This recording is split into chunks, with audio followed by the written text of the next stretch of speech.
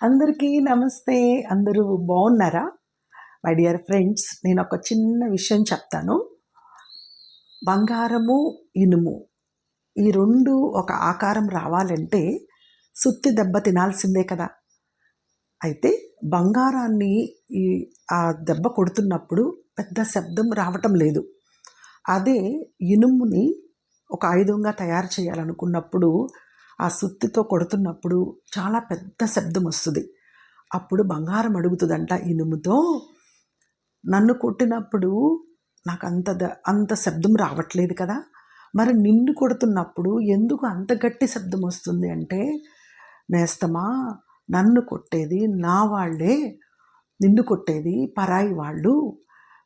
నేను ఎంతో నమ్మి, నేను ఎంతో ఇష్టపడి, ఎంతో నన్ను కావాలి అనుకొని వాళ్ళ కోసం నేను ఎన్నో త్యాగాలు చేసి, వాళ్ళ కోసం నేను ఎన్నో సమస్యలను పరిష్కరించి వాళ్ళకి తోడుగా నీడగా ఉంటున్నా కూడా నన్ను నా వాళ్ళే అనరాని మాటలతో, సూటిపోటి మాటలతో మాట్లాడుతున్నారు.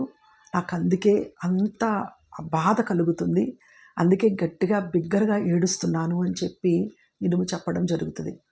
మై డియర్ ఫ్రెండ్స్, పరాయి వాళ్ళు కంటే కూడా అయిన వాళ్ళు కొట్టే దెబ్బ చాలా బాధాకరం కదా.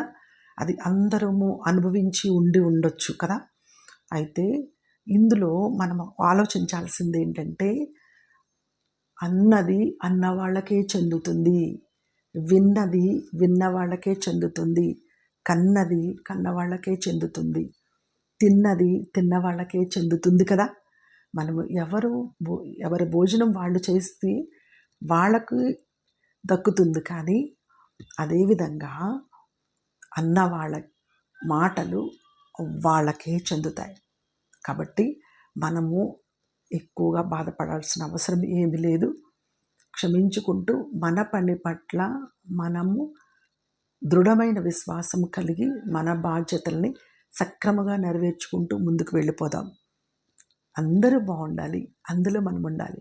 సర్వే జన సుఖినో భవంతు.